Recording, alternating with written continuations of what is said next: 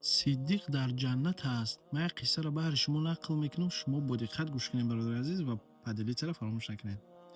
мегӯяд шаби поён меёфт. Пайғамбари Худо саллаллоҳу алайҳи вассалам редояшро дар замин паҳн карда буду саҳобагон дар атрофи он ҳазрат ба мисли ситорагоне ки дар гирди моҳи шаби 14 ҷамъ меомаданд ҳалқа зада буданд.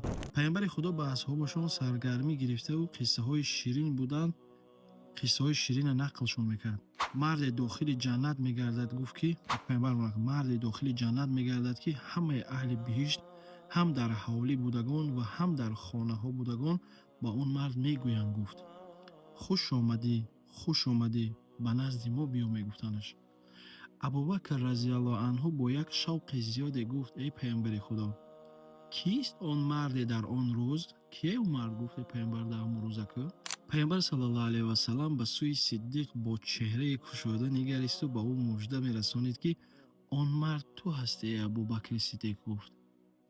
ҳангоме ки пайғамбар саллаллоҳу алайҳи вассалам дар шаби меъроҷ буд, ба олами улуви боло мерафтанд ва дар ҷаннат дохил гардиданд, чашми он ҳазрат саллаллоҳу алайҳи вассалам ба яке аз ҳурҳои биҳиштӣ афтод, мега ки ҳурулайн номида мешуд ва мисли моҳи шаби 14 зебо буд.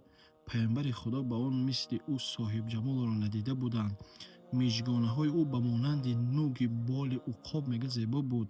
пайғамбари Худо хитоб ба он зан карду гуфт, мега: ту аз барои кӣ ҳастӣ? гуфт: сини ҳамун ҳури ҷаннатӣ. гуфт пайғамбар: ту ай кӣ ҳастӣ? гуфт: фаҳмиди кӣ? гуфт: ҳур дар ҷавоб гуфт: ман барои халифае ки баъд аз ту меояд, барои ҳамоям. гуфт: мурод Абубакри Сиддиқ буд.